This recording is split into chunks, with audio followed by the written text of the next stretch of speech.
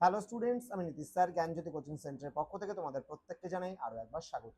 তো স্টুডেন্টস, আজকে আমি তোমাদের সঙ্গে আলোচনা করব এনইপি 4 ইয়ার আন্ডার গ্র্যাজুয়েট প্রোগ্রামের অধীনস্থ যে সমস্ত ছাত্রছাত্রীরা যারা এসকেবি অর্থাৎ সিধু কানহু বিরসা ইউনিভার্সিটির অধীনস্থ বিভিন্ন কলেজগুলোতে সেকেন্ড সেমিস্টারে পড়াশোনা করছো, মাইনর পলিটিক্যাল সায়েন্স রেখেছো, তাদের জন্য আজকে সাজেশন 2026 নিয়ে আলোচনা করব। তোমাদের এই পেপারটিতে রয়েছে পলিটিক্যাল থিওরি অর্থাৎ রাজনৈতিক তত্ত্ব।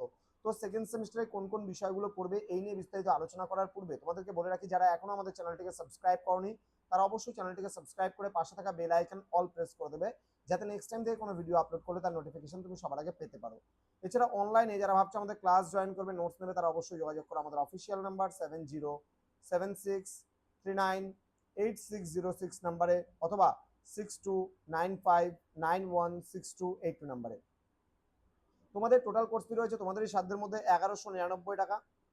তো এই মুহূর্তে দাঁড়িয়ে আমরা পুরো ফ্রিতে কোর্স দিচ্ছি, মাত্র 99 টাকা দিয়ে রেজিস্ট্রেশন করলে তোমার পুরো কোর্সটা তুমি বিনামূল্যে কিন্তু পেয়ে যাচ্ছ। তো দেরি না করে আজই যোগাযোগ করো আমাদের সঙ্গে এবং যুক্ত হয়ে যাও আমাদের অনলাইন ক্লাসে। প্রশ্নমান 10-এর জন্য যেই প্রশ্নগুলো পড়বে চলো আলোচনা করাই নেওয়া যাক। প্রথম প্রশ্ন, সামাজিক ন্যায় কি? তুমি কি মনে করো সংরক্ষণমূলক বৈষম্য সামাজিক ন্যায়ের পক্ষে সহায়ক? নেক্সট, কোন কোন ক্ষেত্রে সেন্সরশিপ বা বিবাচন ন্যায়সঙ্গত, সমালোচনামূলক সহ আলোচনা করো। নেক্সট, তুমি কি মনে করো অর্থনৈতিক বৃদ্ধি গণতান্ত্রিক ও ন্যায়সঙ্গত অর্থনৈতিক বন্টনের প্রতিবন্ধক? যুক্তি দাও। নেক্সট, রাজনীতির আলোচনায় সাবেকি বা সনাতন দৃষ্টিভঙ্গি নিয়ে আলোচনা করো। নেক্সট, বিকাশশীল গণতন্ত্রের ওপর একটি টিকা লেখো।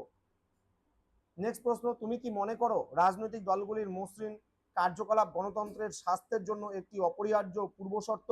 যুক্তিসহ আলোচনা করো। দেন রাষ্ট্রবিজ্ঞানের আলোচনায় উত্তর আচরণবাদী দৃষ্টিভঙ্গির বৈশিষ্ট্যগুলি আলোচনা করো। নেক্সট, সংরক্ষণমূলক বৈষম্য কি সাম্যের নীতির অন্তরায়? উত্তর সপক্ষে যুক্তি দাও। অধিকার ও কর্তব্যের মধ্যে সম্পর্ক আলোচনা করো। ডেভিড হেল্ড এর গণতন্ত্রের মডেলগুলি ব্যাখ্যা করো।